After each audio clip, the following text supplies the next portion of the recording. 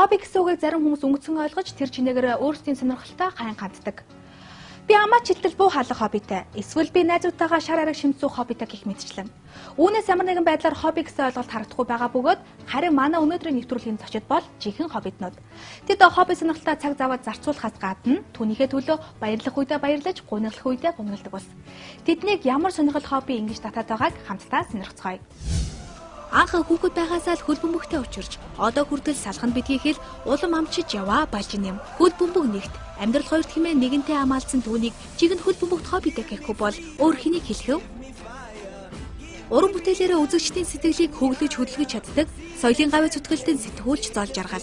Амьдрал дээр дэндүү энгийн игэл даруй түүний хобби хөл бөмбөг гэвэл танд сонин сонсогдож байна уу? Тэгвэл хобби клубыг дуустал нь үзээрэй.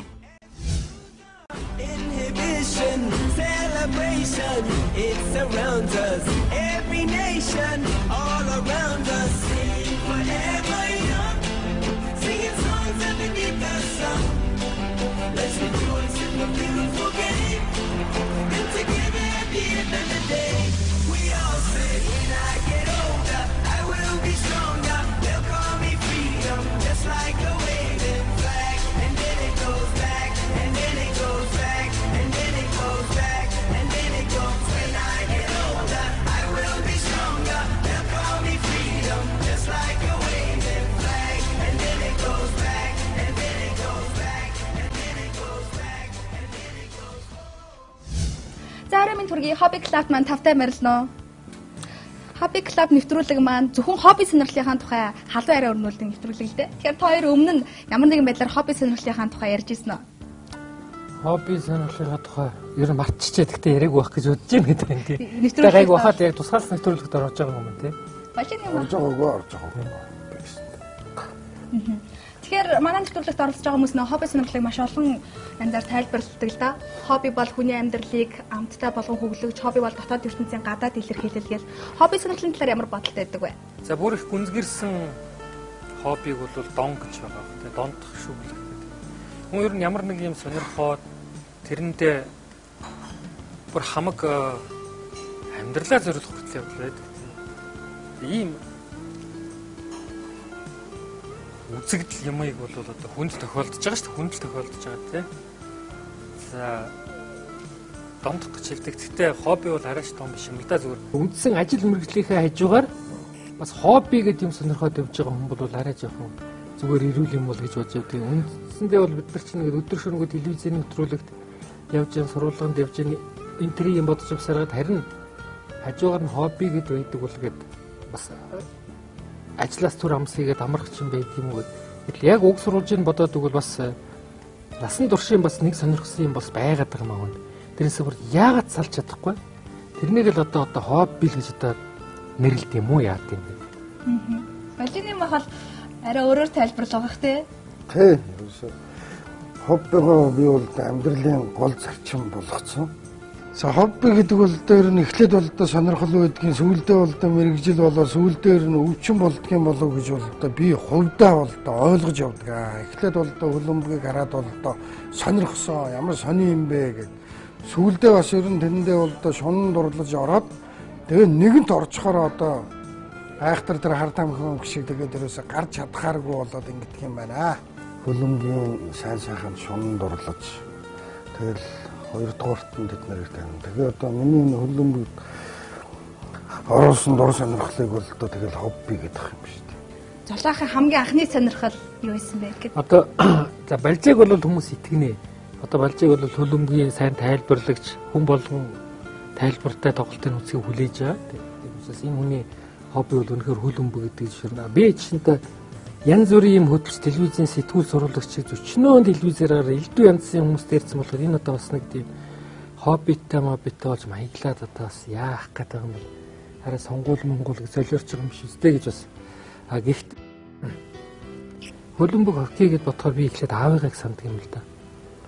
Намайг л одоо 3 дугаар ангид 4 дугаар ангид байхад ингээд сургуулиудын аваргаар тэмцээнд ороход хоккейн тэмцээнд ороход байж байгаад аав маань шүнжэнгөө надтай суугаад нөгөө шүүрний мод хөрөөдөө тэгээд хоккейны цохор мод ингээд тэгээд надтай хамт хийгээд тэгээд хамт тоглолтонд маань ингээд дагаад явдаг байсан. Тэр үед чинь юм байхгүй байсан үед ч одоо би 73-4 оны л имэрчтэй эсхий ингэж хайчлаад тэр үчин 16 төгрөгийн том одоо хуурай сүүний лаацтай гэж зардаг ус тэрийгэ дууссан айлуу чинь лаазна гэж байж идэх тэрий чинь ингэж хайчлаад тэр эсхийн дээгүүрээ ингэж зүсээд хараар нь ингэж твх юу гэхэд оосоор ингэж бүчиг тэр чинь дандаа аав надад хийж өгдөгс би одоо хүртэл ингэж аавыгаа боддоо гэтэл аавыгаа тэгэн тэгтлэн суулгаад тэгээд бараг хичээлд явж ирэл цүнхээ аяал тэгээд тэр хогийн талбай дээр хөлбөмбөгийн талбай дээр үндэснээ бодоход бол одоо бас хобби юм уу дом байсан юм л гэж би бодоод байгаа. Гэхдээ энэ маань бол насан турш үргэлжилсэн бас юм байна. Гэхдээ би одоо яг хөлбөмбөг хоккийг бол миний тийм дон шүглсэн тим юм байсан гэж юусоо ярьж байгаагүй учраас одоо заримдаа бас нэг тэр бага насныхаа тэр үннийг бас нэг дэлгэж ярмаараа санагддээ шүү. Хамгийн анх 1970 оны 6 сарын 1-нд аавтайгаа хамт орой шөнө 3 цагт хөлбөмбөгийн дэлхийн аварга болоход тэгээд аавыгаа дагаж суугаад Орос Уругвай шгшавагийн хөлбөмбөгийг анх үзчихсэн. Их жоохон байсан л да.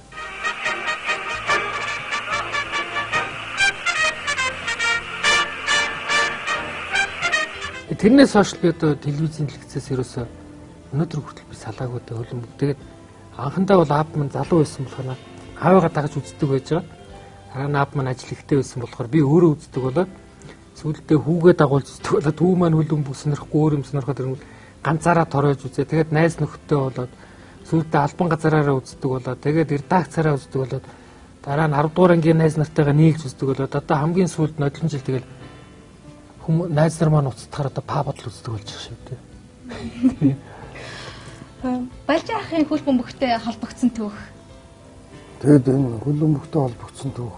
Хамгийн Тийм одоо 82 оны дэлхийн аварга найрамдлагаар яваад очиж. Тэнд хотын хүүхдүүдтэй холилдож зурагт гэдэг юмыг анх үзээ. Зурагтаар ерөөсөө хөлбөмбөгийн дэлхийн аварга дандаа гарч ирсэн. Том ангийн ах нар тэр тухай энийг Мардана гэдгийг, энийг цагаан пили гэдгийг ингэж ярьж өгвөл тэгээд амралт дуусаад нутагтаа очсон чинь бүтэн сар үргэлжилдэг хөлбөмбөг гарч ирсэн нутагт Оросын сууг тавигдсан байсан сэлэнгийн сант сумд. Тэр мэрэгжлээ Оросууд гаргадаг болсон. Тэр дэлхийн аваргатай холбоотойгоор тэрийг гаргасан. Тэгээд үргэлжлүүлэл үзэл годомжинд гарч хөлбөмбөгөө тоглоол ингэж явсаар байгаад манай 9 дугаар ангид Орос улны багш Замдан багш маань ирээд биднэрт Орос тайлбарлагчийн тайлбарыг орчуулж өгдөг болоод Орос сонин бас нэг зах зугаас нь орчуулж өгдөг болоод эхний жил 2 хөлбөмбөгчин таньдаг, дараа нь 20, дараа нь 40, дараа нь 60 гэдэг ингээд хөлбөмбөгчдөө таних тусмаа улмал энэ спортод бол тэгэл дурлаж ордог юм байна.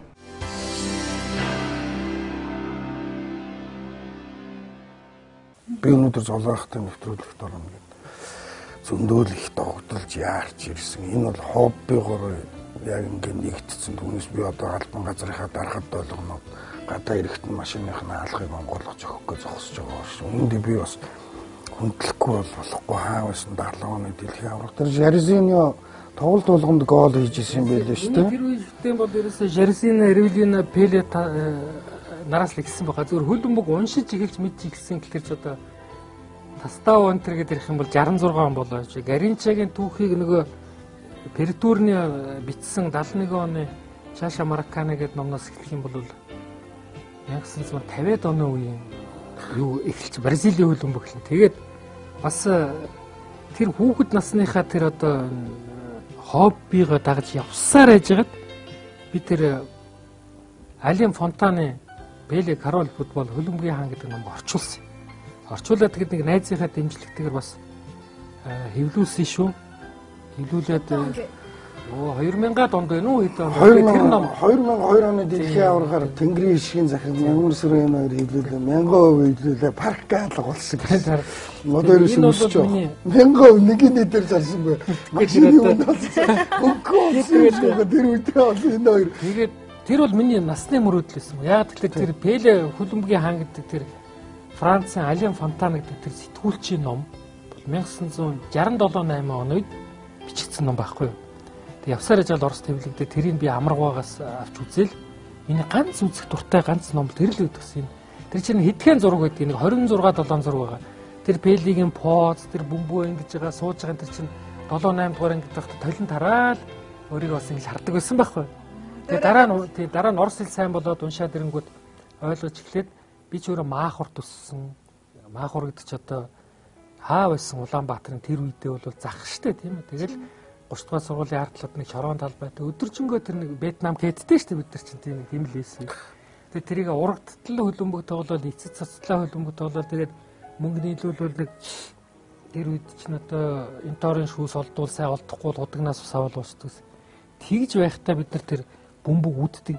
Яашныг, Лев Яашныг яашкин гэдэг байсан. Тэр чинь Левонууч яашин шүү дээ. Тэгэл их хачин дом гэдэг яашин бөмбөг барьж гин бөмбөг өшгөлсөн чинь ингээд цармагчин шиг өрөөд яасан гэнэ. Тийм юм гэдэг тэр илчээрээ яваад штанга мөрөсөж гин. Тэр шиг төсөөлөө дүрслээ бодсон яашкин гэж одоо мундаг хаалгаж Пеле гэж мундаг хүн байсан гэд харин хөлбөмбөг хоккей сонирхдаг болсны хүчин советский спорт зарвишон гэп спорт гэхэд ингээд 5 төрлийн сэтгүүлийг 5 дугаар ангид шүү дээ. Очиж авдаг. Тэгээ тэрийг ингээд хичээлийн дараа энэ үздэг. Тэгж сонин сэтгүүл авдаг. Тэгэд өөрсдөө шүтэж байгаа одоо тамирчдынхаа тухайл мэдээлэл болж үзэх гээд байгаа шүү дээ. Зургийг хайшлаад наасаа.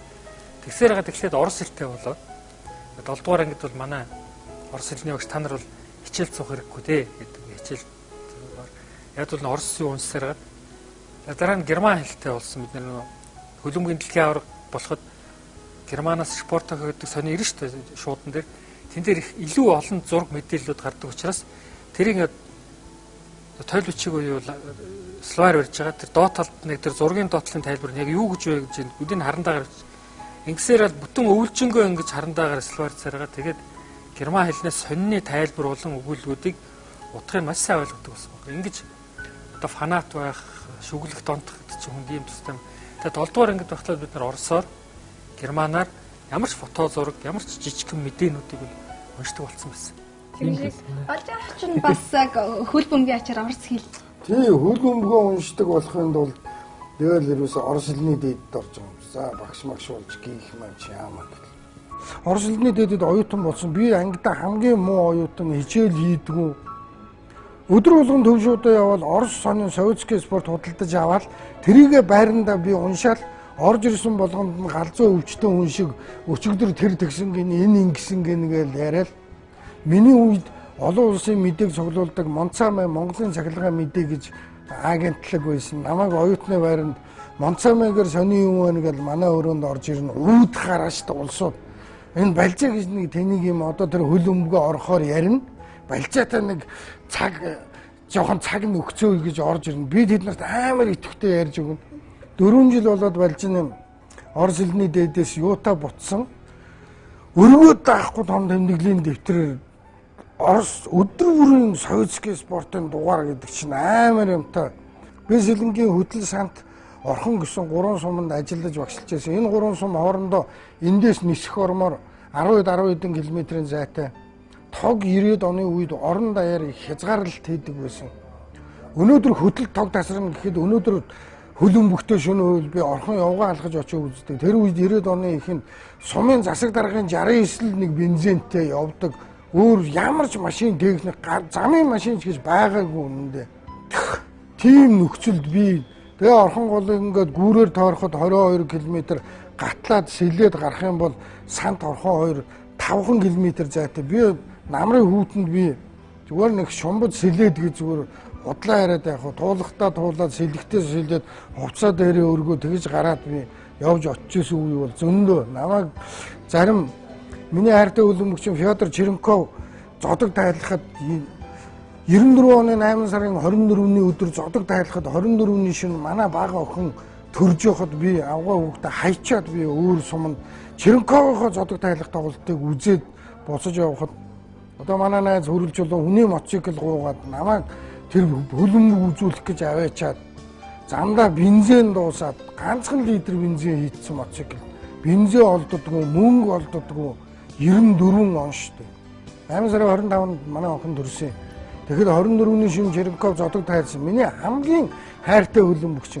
Черенковыгоо үдэн гаргахад балжин зурагтаар харж оролцохгүй л яага манай суманд гараагүй юм бэ гэхээр манай сумд тэр өдөр тогны хязгаарлалт хийдэг шөнө байсан.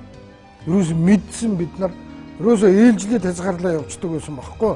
Юус тодорхой тэр бол тог ирсэн өдрөөс хоолоо бараг ахиухан хийж аваад уцаасаа угааж эндүүдэж аваад зургатаасаа залгааттай Оросыг ойлгосон ойлгоогүй үзэж аваад шагаагаасаа харуулж аваад тэгэл тоггүй хоёр шин бол одоо тэгэл эд бүрхэг штэ. Одоо хүн ярих юм бол нэрээ за энэ ч өстой сайхан худлаа ярьж энэ гэж зүгээр одооны хүүхдүүд бол Юусод хөлбөмбөг үзхийн тулд дамжиж багшуулж байгаа. Манай ээж л одоо балкон дээр 3 шуудаа советский спорт зориулсан спорт вальсер гэсэн зүйл. Тэр бол 5 дугаар ангиас эхлээд ингээ 10 дугаар анги хүртэл зориулсан гэж одоо өчнөө юм байна шүү дээ бүр ингээ. Тэгээд нэг өдрийн 1 цаг 15 минутад нис онгоцны буудлаас өмнөх 7 хоногийн бүх сони ирдэг байхгүй юу? Одоо советский спорт зориулсан бүгд нэг өдрийн одоо 2 цагт хичээл тараад би чинь явсараа 33 дугаар сургуулиас ирээд ингээд уртаа очир зогсоход энэ 6 сэтгүүлийг авдаг байсан. Энийхээ учраас энэний төлөө л амьдарч ирсэн ба. Тэр үед чинь одоо 80-ад оны хамгийн шилдэг багуудын нэг чинь Английн багуудаас бол одоо Ливерпулийг л ярина штэ. Миганыг л ярина штэ. Ливерпул ярина. Тэгээ одоогийн Милан, Зеланд чинь өшөө дөнгөж л одоо яжсан үехгүй. Тэг чинь бид нар барууны амьдралаас чинь Ливерпулийн мэддэг, Манчестер Юнайтед гэдэг чинь одоо үйлдвэрчний эвлэлийн баг юм байна. Ливерпул гэдэг чинь ийм баг юм байна. Бүгдийг мэддэг болсон. Тэгээд жоох хүүхдүүд шүү дээ. 7-8 дугаар ангийн хүүхдүүд. Спартак бол зөвлөлтслээс бүгд найрамдах холбоот улсын соёл урлагийн ажилтны баг юм байна. Локомотив төмөр замын баг юм байна. Тэргээл түрүүд бол ийм гэл. Энийгээр дамжиж бид нар одоо энэ дэлхийн ертөнц рүү бас хүн болж юм таних ороход бол Балжаа Виктороор адилхан зам туулсан байна дөө.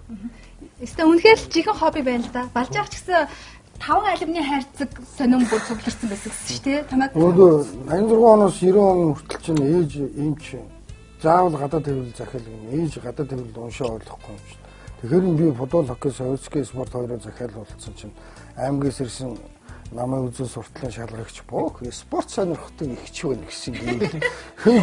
Гадаад хэвлэлийн захиалгаа гаргаад ирэнгүүт чинь советский спорт футбол гэсэн нэр гарч ирээ тэдэн жил захиалсан. Тэгээ наашаа хот руу 2001 онд нүүж ирэх чинь 5 явлагны хайрцаг бүр дагтахгүй байгаа юм чи.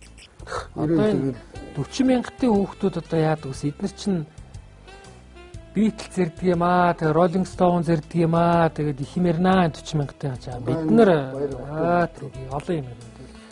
Тэгэл бид нарт бол Beatles байсан. Rolling Stones байсан. Бүгдийг мэддэг байсан. Маагурд байгаа шүү дээ. Би бол Улаанбаатарын захад байгаа. Гэхдээ бид нар тэр үед чинь Кепин спорт гэдэг социалист өнгөрөөс нэг өнгөц сэтгүүл ирдэг. Стадион ирдэг Чехийн тийм үү. Лабда руугаш гэд бас нэг хөлбөмбөгийн сэтгүүл. Энэ энтри чинь бид нар манай маахурын цааталт нэг Оросын хороол байжгаад ганц хоёр өнгөрүүд идвэсэн. Биднээс ч бид нар авдаг байсан учраас тэрэн дээр гарсан голын тэр Спарта баг энтри чинь өнгөц зураг гэдэг чинь зүгээр л тэр үеийн Доклагийн зураг мөрөөдөл байхгүй тийм. Хэрвээ тэр үед Ливерпулийн зураг ингээ жоох өнгөтэй гарцсан байх юм бол тэр үед чинь нэг төгрөг 50 мөнгөний зургийн дэвтрийг чинь аваад тэрэн дээр наагаад гадуур нэг зураад тэгээд Орос сониноос авсан хар цагаан зургийн дотор Кепин спорт лабда руугашаас авсан ингээд инкийг одоо өвчин гэхгүй бол одоо юу гэх юм бэ одоо 90 оны дэлхийн аваргын 89 онд оюутан байхдаа спорт вэсэсэр гэсэн сэтгүүл захиа өчид Шгшөөгийн сахижуулагч Лапановскийн миний Черенковыг юусаа авахгүй яагаад авахгүй байгаа юм бэ? Тэрийг орсоор бичээд тэгээд орон Балжины Монгол гэж үчих гэснээр жоохон ичээд намайг манай шилэнгийнхаа харьгаа гэдэг байхгүй. Тэнгүүт нь харьгаа хаалтан дотор Монголиа гэж бичээд урд нь овг дээр заахгүй Балжины харьгаа гэд би үсэг тавиа. Нэг өдөр байдгүй нэг дугаар байдгүй дараагийн дугаар байдгүй сард нэг гардаг юм чи байдгүй хагас жилийн дараа тууж орж ирсэн харьгаа Монголиа гэсэн юу яаж ирсэн одоогод жоох нөгөө сэтгүүлийн редакцнаа баасаа мэдх юм бэ тэр дасгалж би одоо Орос хүнээс асуугаад байгаа. Би 91 онд улаан үдээ явахад Спартак Грекийн Аяк гэдэг багтаа УЕФА-гийн зам тоглоод туулахгүй юу? Яг богонд явж байгаа тоглосон юм чи маргааш нь би улаан үдд очиод цааны газар очролж явахдаа ард зогсож байсан нөгөө өвгөө Оросоос та хөлбөмбөг сонирхдаг гэсэн чи юу гнэ гэж тэр өвгөө Орос юугаа мэдгүй. Тийм тэр урд чинь богоон дотор бодсон дэмрээс урд чинь яасан бол гэж бодчих. Тэгэл улаан үдэд буугаал цаа уух болонгууд шууд явсан дээр цааны газар Оросоос тэгэж асууж байгаа. Италийн хөлбөмбөг бас тэр үед чинь мундаг байсан шүү дээ тэр үед чинь. Тэгээд би пакетти энтри чинь зургийг олж авах гээд ингээл. За тэр пакеттийн зургийг одоо авчих юм бол Бекенбауэр хоёрыг байх юм бол тэгээд Үнтэй доо. Тэр үед од олон шүү те. Од олон. Тэр үед чинь хөлбөмбөг бас хөгжин байгаад байгаа маа. Бас пенц цуглуулнаа давхар одоо Унгарын одоо Омега энтриг энтер тэгээд нэг Пүүдс Германы за дээр нь Битлзийн нэг юм жижигхэн сингл энтер олоод авчихсан. Тэгж хөлбөмбөг хоккей. Хоккей дотроо бол Петров, Михайлов, Якуш, Харламов, Мартинс энтергээл ингээл бүх зурнууд ингээд дэвтэр дээр ингээд наацсан. Тэгээд дээр нь хөгжим орж ирж байгаа. За тэгээд нэг жоохон бичгтээ бодвол хүмссэн бол за тэгээд дээрээс л тэр үедээ гайхамшигтай зөв хүн төрөлхтний одоо хөгжлийн бас тэр төвшөнд очсон тэгээд арай Coca-Cola гэж юм зүйлс орос сэтгүүлээс харж ирсэн тийм хөнгөлтний одоо тэрнээс зүгээр дэрэг хараад соосоос болоо. Би 86 оны дэлхийн аварга Мексикт болоход бүх тэнгэл цэнгэлтгүүднөөс ямар ч юм бичихгүй Кемил соосоос гэж тойроод исэн байхгүй. Нийл реклам. Тэнгүүд нэг том зураг харуулаад энэ хаанхын дэлхийн аварга энэ юу вэ гэж хүн надад шалгалт авангууд ингээд харсан чинь нөгөө соосоос олооч юм байж байгаа. Мексикийн 86 оны дэлхийн аваргын зураг өгнө гэж тэгэнгүүт шууд онц болж юм суу. Нэрээс яагаад мэдсэн тэрийг л соосоос олоо энэ одоо юу ч юм бүүм мэдэрээс миний хөлбөмбөг дээр л гадаадын багууд тоглохоор цааталтны соосоос гараад байна гэж. Та хөлбөмбөг багада хэрэг тоглолт гэсэн бэ? Мэдээж байнга тоглолт гэсэн. Тоо би чи надтай тоглох том хөнгө тоглохоор би том чодод хожигчхын тулд өөрөө хожихын тулд бага ингээм бацаануудыг цуглуулж байгаа. Сайхан үйл хамгийн муу цэцэрлэгийн сумын даргын хүүхэд бөмбөгөөрн тоглохын тулд хаалгач хийлгэж байгаа л нэг тоглолтын дээр 10 гол энэ хүртэл оруулж лээсэн. Би ч юусэн ярих юм баг. Байнга 11 номертай алиг болог хийнэ шүү дээ чи. Багийнхандаа ерөөсөө Кевин намагийн нэрийг өгсөн. Манай найз Бека багийнхандаа Спартакийн нэрийг өгсөн. Сэлэнгийн урд хороор Спартакийн баг хойд хороор миний баг өгсөн. Тэгэл би өстө яг онж өгдөг гэсэн. Манай одоо сумын засаг дарга үлзээ бодох гэ бадрын биетээ залуу тэр мөрөнд Демьяненко гэдэг нөгөө Спартакийн тэр булмаа хидя туулны тэрний халцсан толгойтой юм янкер зөвөн хамгаалагч нар тэр амар гоё юм тоглодог талигаж болцсон. Манай Шарлавгада бид нар Гаврилов гэж нэрэг бол амар дамжуулна талбайн төв жонглордож үрээд алаа хийдэг гэсэн тийм. Би бол өөрөө ерөнхий зохион байгуулагч нь албан ёсоор Алег Булахин гэсэн нэрийг бол даавдаг. Тэр дундаа нэг шүтээдэг юм. Тийм байна. Алег Булахин би одоо Европын арга дээр Булахин Гол Каторины Забил гэдэг ном байгаа л да. Бид нар чи аль хэдийн миний хатар түрээд ирсэн шүү дээ. Ерөөсөө яг хүний найзаар дамжаа над түрээд ирсэн аль хэдийн чийжлээ тавьчихсан ерөөсөө. Одоороос Украин тоглолт Булахины тэр номон дээрээс тэгжсэн гэж яриа л гэж түүхэл юм. Одоо ч бүгдийн танилтаа зөвхөн баян зэрэг зөвхөөсөн юм шиг. Цаадгалтай ч ерөөсөө. Золох ямар тоглолт вэ? Би бол 72 оноос 2005 хүртэл тоглосон.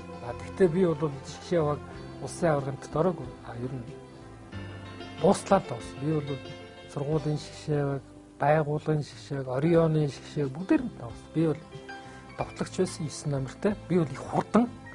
Маш их хурдтай хүн хуураад 2-ыг хуураад 3-ыг хуурахаар л өөрөө ирэхгүй инээд хүрдэг тийм. Инээд хүн хуурах туланд л инээд хүрдэг.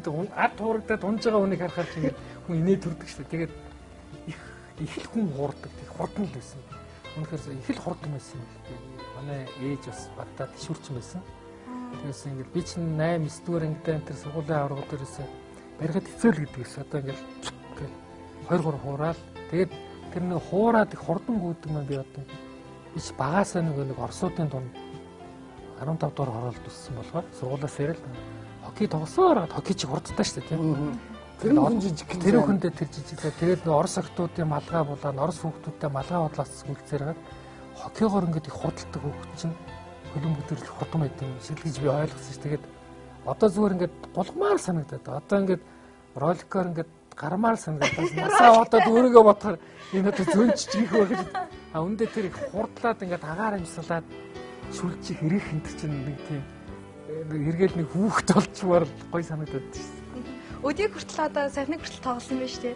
Сэтгүүлч хүн тэр их ажлын хажуугаар энэ хүн дуртай юмдаа бол хүн тэгээд ер нь тэгэл дуртай юмдаа бол юу ч байсан дуртай л байдсан шүү дээ.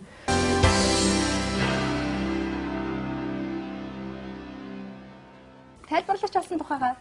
Тайлбарлагч болох чинь миний одоо гол зорилго бол ерөөсөө энэний яг ингээд хараа яг энэ үе үетэйгээ үйдэх юм байна. Би ингэдэг биш юм миний дөө. Би ерөөсөө ингээд үзэхэд ингээд өнгө зурагтаар л үзчих юмсан ингээд 90 оны дэлхийн аваргаар би те өнгө олдгүй юм хар темпэн дээр очоод антеннаас нь барьж аваад ингээд өнгөт гарч ийн марж өөрөө зургатныхаа ард орцсон ингээд тэнэгтэл байж идэг 90 оны миний мөрөөдөл өнгөтөр л үзэх юмсан. Сургуулийн захирал даваа сүрэн багшийнхаа би нэг давхрын цонхоор очиод өнгөтөр хоккей хараад ухаалцуулах гэж нүд ирээлжлээл зүгээр ингээд солонгороо зүгээр шүү дээ. Баас өнгөт. Ингээд байжсэн чинь өнгө зурагтын бараг 98 онд харж байгаа байхгүй. 98 оны Францд болсон дэлхийн аваргаар тэр үчи бүгчүүд төрүүлэл өнгө зурагт авдаг байхад Батэрдэн аваргыг хараад миний өстө шал дургу өрөөл шээс гоожчихдаг. Яагаад дандаа төрүүлэл өнгө зурагт ав. Нэг өрөөндөө 50 одоо бүр жорлон байнда 50 энэ хүн над нэг өнгөт өгсдөг. Ганц үл би хайлт би очиж өнгө зурагтар үл өмбөг үздэг байсан. Бүр 2000 онд шүү. Тэгээд хэвчээсэн чинь миний нэг мөрөөдөл Сансрын гэдэг юм бол энэ 5G-ийг л хөдөлтөж авал одоо хөл өмбөг үздэг юм гэнэ. Сансрын антенны мөрөөдөл бол ингээд солиороо л явжсэн чинь овоо нэг юм өнгөтн шийдэгдээд сансрын антенн шийдэгдэж мэдэгдэл ингээд их хэлсэн чинь ерөөсөө давраал ерөөсөө одоо миний мэдлэг одоо ингээд байна бүр ингээд хуучны энэ 20 30 жилийн юм чинь ингээд бэлхаад байна тий. Одоо энийг би хүнд ярьж өгөө.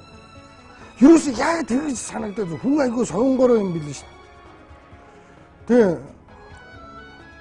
Ерөөсөө айгүй сон татдаг юм билээ. Балжнамаа ярих цаг чинь болсон шүүгээ. Тэгээд ч тэр 6 оны юу мó болоод дэлхийн авраг шалгаруулах тэмцээн эхлэхэд ТV9 дээр очсон намайг шүү дээ. Айгүй сайхан хүлээж аваад ингээд энэ ерөөсөө яг нэг хувьсгалын тохироо бүрдээл те. Одоо намайг гэж 10 дугаар ангид манай ангийнхан пам балжаа гэдэг байсан. Энэ дандаа худлаа ярина. Ерөөс хаана ажил зогсоод тойрол худлаа ярьж дандаа пан балжаа голдонд байгаа. Тэнгүүд би яг тайлбарлангуу за би бол одоо хөл өмгөг дээр одоо пан аавна. Яавал нөгөө нэг бас ингээд нэг яриг масыг өөртөө татаж ярина гэдэг чинь тайлбарлагч буюу пан авж байгаа хүний гол үндсэн зарчим байх хэрэгтэй байхгүй. Балжаа бол хөл өмгөгт олон хүний ерөөсөө дуртай сэтгэлийн татж байгаа тийм юм л да зүгээр. Бид нар бол мэрэгжлийн сэтгүүлч тийм ээ. Бид нар бол ингээд олон номын үзэд ногоотой шилийн нуугаад ингээд яхад бол бас яа тайлбарлах уу янз бүр байдаг. Тэгтээ аль балжиг хийдэг зөв. Дэлхийд дээрх олон янзын тайлбарлагч байдаг. За миний хамгийн одоо амтрахж сонсч ирсэн анх спортыг ойлгож ирсэн тэр тайлбарлагч бол Николай Николаевич Озер байгаа. Тэгээ Кота Махарадзе байгаа. Тэгээ Ян Спарова, Владимир Пердурин байгаа. Ингээд цаашаа ингээд явж өгөн л дөө 20 түүний нэр хэлэх баг. Энэ бол орсон юм. Яг би Латин Америкийн тайлбарлагчдыг бас сонсчихсан хэлийг ойлгохгүй ч гэсэн яг болж шиг тайлбардаг. Тэр дөөрөө л да тийм. Хамгийн одоо өнөөдрийнхөө даягны хоол хийх махгүй ээж тэр гэр бүлээ тэжих юугүй ээж ингээд хөл өмбөг үзээд ингээд сууж байгаа тэр Бразилчууд тэр Латин Америкийн Уругвайчууд Венесуэлчууд тэр балжаа шиг тайлбарлаж байгаа тайлбарлагчийн тэр сайхан уянга тэр сайхан сэтгэлийн догтлол тэр сайхан дууллаар нь бүхэл бүтэн үндэстэн амьдрд юм бэл. Тэгээ би гоо яг Латин Америкийн тайлбарлал юм биш шүү. Европт бол тэгдэг шүү. Гоо гэж тэгэлдэг чинь. Латин Америкт бол 3 минут орчим уянгалдаг байхгүй. Гоо гэд хоолойгоо шүү бүр янз бүрийн дээшээ доош бол ингэж тэр олон тайлбарлагч чинь тэгжээ тэр ард түмэн баярлаж жинхэнэ амьдралын баяр хүсэл явдаг учраас энэ манай балжаа бол тэр Бразилиас ирсэн Латин Америкээс ирсэн. Зүүн намрын ажилд явхад оюутан 9 10 дугаар ангид явхад анги өдөрцөн багш нар энэ бусад ангийн багш нар намайг хэвчээ үздэггүй шүү дээ. Дандаа уруу татжин тэнд бодлоо юм. Үйлэхгүй өвсөнд хадлан дээр гарнаа бухалтай өвснээ хараар нэг 3 юм дооруулчаад удлаа юм би хэрвээ зэрэгт явсан бол золоо хаа тэр хал зэрэг унтуулдаг буу алдаг л зэрэг болох байсан баг.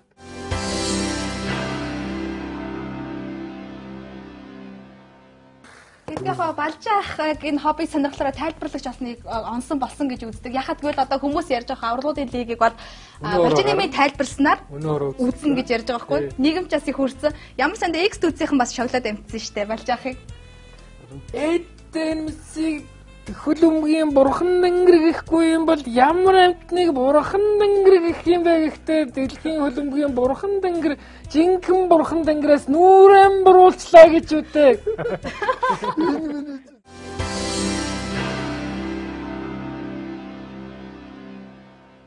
Ингээд хамгийн сэтгэл тоглосон хоёрыг бүр ойлуулсан баярлуулсан ямар тоглолт гэдэг вэ? Яг хөлбөмбөг үзэж чадахгүй айгүй хүнд хэцүү.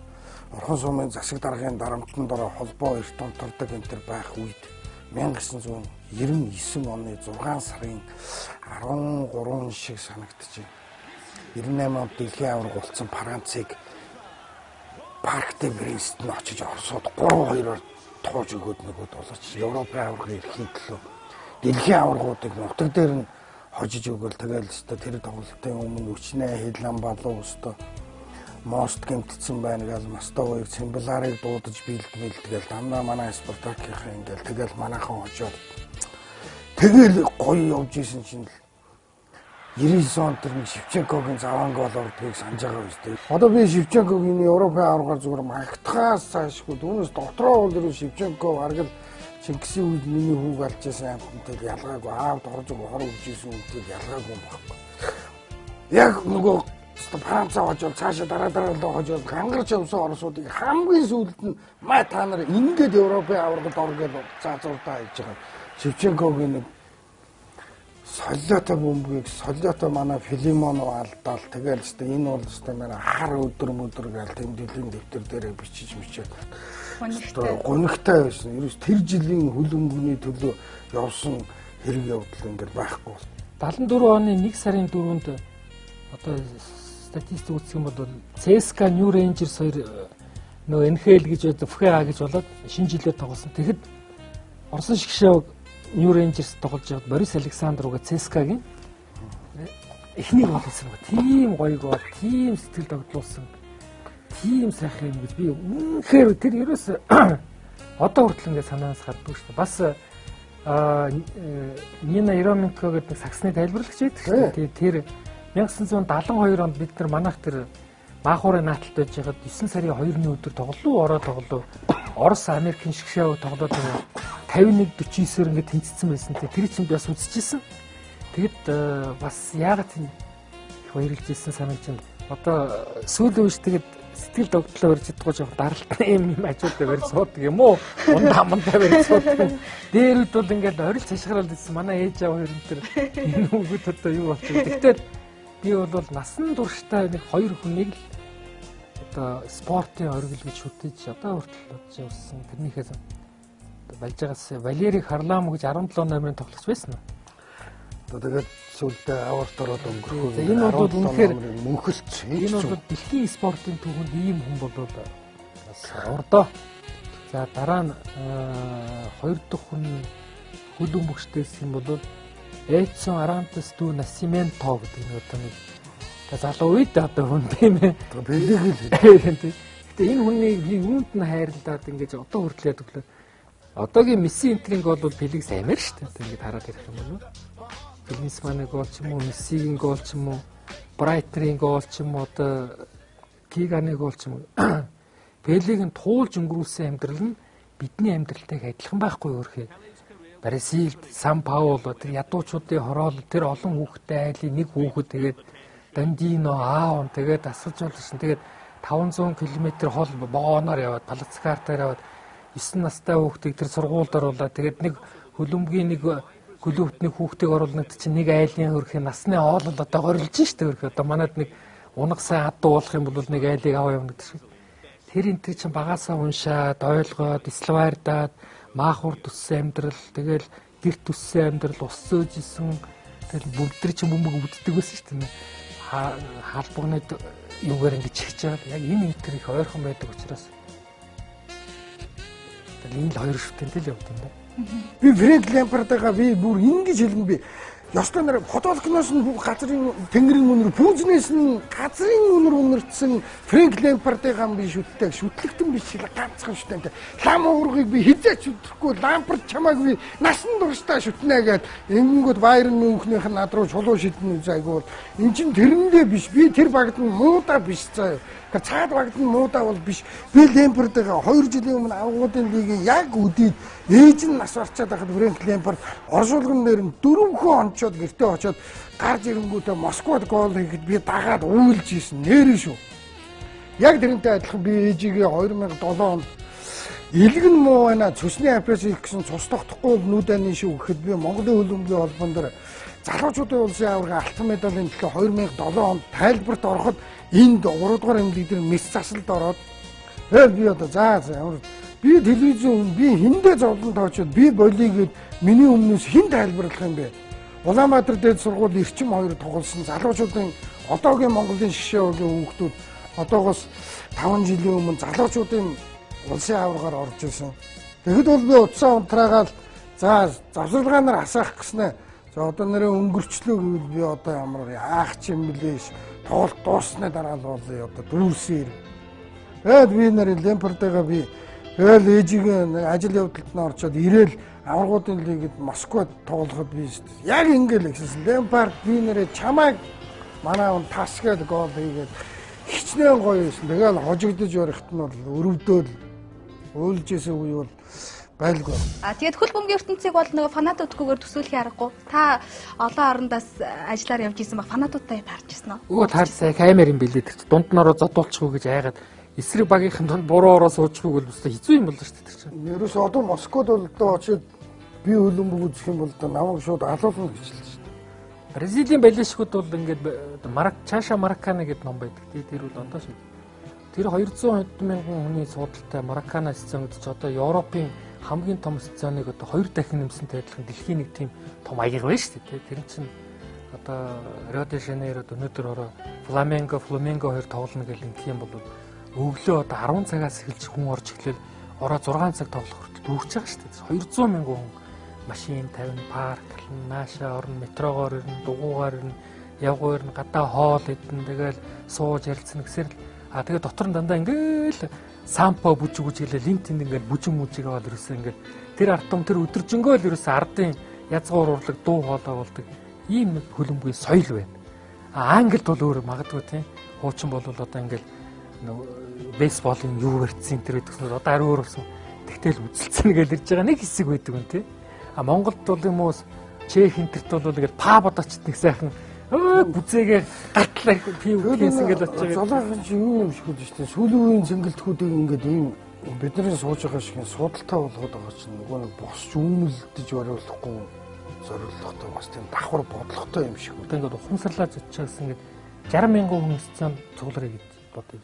Экстаз гэж юм байдаг хгүй. Ингээд тал нь ингээд дуулаад эхлэхэд тэр нэг хагас битүү байгаа ш. Тэр 30 мянган хүний дуу чинь агаар цохоод эргээд ирэхээр ингээд цээ цогтөг байхгүй. Өөрөө ирэхгүй ингээд зүрх мэдрэл ингээд өөрийн хяналтаас гарт юм л шүү дээ. Юусэн тээж өрөө цохоод ингээд 40 мянган хүн ингээд орилоод ирэхээр ингээд хүн өөрөө ирэхгүй ингээд хөөрж эхэлдэг юм. Тэрийг бол энэ ухамсараар барина гэж бол байхгүй гэдэг. Бид нар Вианад ингээд бүр ингээд салгалт шүү дээ. Юу болж байна гэдэг ингээд тийм л болчтой юм. Тийм л байх л та. Тэгээ яг өөрөөхөд баг нь тоглоод хожигдоод ирэхэд бол теста өөрийгөө байрт хэлэхэд хэцүү болдог бахаа. Одоо тэр юу юм уу? Кембриж мемber төгссөн барьсан бол тэнд падгүй бахаа тэр. Тийм л тэр падгүй бахаа тэр. За би сүүлд нэг дэрийг үзэж ярьж байгаа л нэг сайхан. Тэрээс чихэн бидрэлж байгаа л гэдэг шиг. Тэрнээс ёстой мэдэрж үзээгүй. Ёстой. Би бол өөрхийн зурагтнаас хайлаагүй байж шээ. Харин цаашдын хүсэл гэх юм бол яг л одоо амьдаар нь үзэх, амьдаар нь тайлбарлах. Яг газар дээр нь том зингэлдэгтэр явж ороод шууд ингээл стендап хийгээл ойлгож байна үү те. Сайн бацхан хүмүүс үзэгчтэй энийг хараамаараа гэсэн чинь ингээл ард ингээл балишгүүд нь орсууд валжаа гэж толгой дээрээ цохиж авчих га байж маажаа гэж стендап хийгээл тэгэл тэр шилэн хоргонууд руу явж ороод дэлхийн тайлбарлагч нартай зэрэгцэн суугаад орсынх нь тэр адрастэй те здорово өндргээд тондом мэрэл ингэж байгаа тэгэл тоол яа үнийг л гайхамшиг гэхгүй өөр юу гайхамшиг гэхгүй дээ энэ чинь балаа аммаар байна. Эний мөрөд бол бас явандаа ингээд би чинь бас спортыг насаараа сонирхож байна, эдний тайлбарыг үзэж байна, хөлбөмбөгөөс үзэж байна. Тэгээд мэрэгжлийн талаас хатахад бол дэлхийн ямар ч спортын төрөл, ямар ч цоош нь одоо бидний ойлгомжгүй юм бэлээ гэсэн Монгол хүн сайхан монгол хэлээрээ сэтгэл хөдлөлт нь уран сайхан тайлбарладаг Орчуулгын хэлгүй тийм Монгол тайлбартай болосоо гэж боддог. Хэлэх байх уу? Дамжууллаа л гэж хэлэх хэрэгтэй. Дамжуулалт хийлээ л гэж хэлэхгүй. Тийм үеийг одоо найшлуулахын төлөө юм гэж байгаа шүү дээ. Таас хүлээгээд авч явах хэрэгтэй. Авч. Тэгээд нэвтрүүлэг маань цаг ерөөхдөө өндөрж, нэвтрүүлэг маань өрлөж. Тэгээд тун удахгүй хэдэн цагийн дараа аваргуудын илийг гаргаж чинь. Тэгээд хоёроос телевиз үзэж байгаа үзэгчтэй хандаад бас гоё. Юу юм л байгаа байхгүй. Аваргуудын лигийн финал дээр одоо зөв миний бодож байгаа юм те. Одоо өнөөдөр энэ бол одоо хобби нэвтрүүлэг учраас би хоббигоор л би өнөөдөр Челсиг хожоосоо гэж бодож байгаа. Яагаад гэх юм бол Челси хожоод төрүүлээ гарч ирээд намар аваргуудын лигэд орохдоо золоохаа. Манай Спартак биш үү? Нэг даваа шууд өгөх юм байлээ. Челсийн төрүүлүүл. Манайхан ч нэг аваргуудын лигийн шууд шгшээ 32-т нь орж чадахгүй. Наа нэг 2 саад байгаад байгаа байхгүй. Наадмын дараа 8 сард 2-т тэгэнгүүт Челси орох юм бол шууд наадмын дараахын тэр зүгээр би сайн судлаагүй байгаа. Би дөнгөж сая интернетээс тэгж харлаа. Тэгсэн чинь орсуудад бол Челси хожууд ашигтай. Спартакийн фэнүүдэд гэж байгаа юм. Тэгэхээр тэр нь бол Валжин юм гэсэн утгатай юм болоод байгаа юм байхгүй. Нэгдүгээр, хоёрдугаар тууштай. Байерн Мюнхнийхэн тэртээ тэргүй Байерн Мюнхнийхэн шгшигийнхаа хувцастай эдний Германы эдлүүлэн бүгд бүгдээр ингээд авдаг медаль зэтал авчихсан сая. Манай Челсиийнхэн юу ч үгүй тэтгэврт харах гээд байгаа байхгүй. Насаараа ажиллачаад стач байхгүй гарч байгаа дуучин ямар байх вэ? Яг тэрнтэй адилхан Тэри Лемпард энэ амар өрөвдөлтөй байгаа байхгүй. Драгба энэ юу ч аваагүй. Дэлхийг хэн байлдан дагуулсан. Тэд нар үнэндээ сүүлийн 10 гаруй жил байлдан дагуулсан. Тэгвэл юу ч байхгүй юус өдрөдөө зүйлсэн юм баг. Одоо заавал толгой дээр өрөх хэрэгтэй. Нэг өстө хөлбөмбөг мохон тангар гэж байдаг юм бол шот заамаа та нараа автаа гэдэг. Гэхдээ энийг орой тайлбар явуулж ингэж хэлж болохгүй. Тий. Одоо хобби сонирхлоо ярьж байгаа шөлөө тавьж байна. Орой болохоор нөө залаахыг хэлдэг чинь бүгдээрээ тангаргаа уншчаад тайлбарлаж шнэ. Ёс зүй гэж юм байдаг. Тий. Тэр тангаргаа хэлээд тайлбарлах гах тийм ээ. Залаахаас ш. За яг хөө сайхан тоглолт үзүүл баярлж байна. Одоо тэгээд насаараа төлөмбөг үзлээ, хотын үзлээ зүгээр Челси хожиж болно, Байерн хожиж болно гэхдээ ийм сайхан тоглолтыг үзээд, ийм сайхан баяр баясгалан, ийм сайхан инх амгалан амьдрал байна гэдэг бол одоо хүмүүн бидэнд нэг өдрийг ч гэсэн энэ зовлон, зүдгүүр, гонигтай бодол, яарсан, төрцөн энэ бүх юмнаас салаад хүмүүсийг улам ойлгуулцах нь амьдралын сайн сайхныг мэдрэхт нь бас нэг сайхан тусал юм уу л гэж бодсон. Би энд нь л баярлж байна. За баярлалаа үзэгчдээ Хобби клуб нэвтрүүлэг маань энэ түрээд өндөрлөж байна. Манай өнөөдрийн нэвтрүүлэгт хөл бөмбөгийн хорхоотнууд, соёлын гав зүтгэлтэн, сэтгүүлч, зол жаргал, хөл бөмбөг тайлбарлагч Балжин махнаар орлоо. Тэгээд Балжин махаа би таны үгийг ашиглаж байгаа төгсгөлтөнд. За тэгээд төгсгөлтөнд хэлэхэд бүх хөл бөмбөг сонирхчдыг хөл бөмбөгийн бурхан тэнгэр ивэх болтгоо. Баярлалаа үзэгчдээ.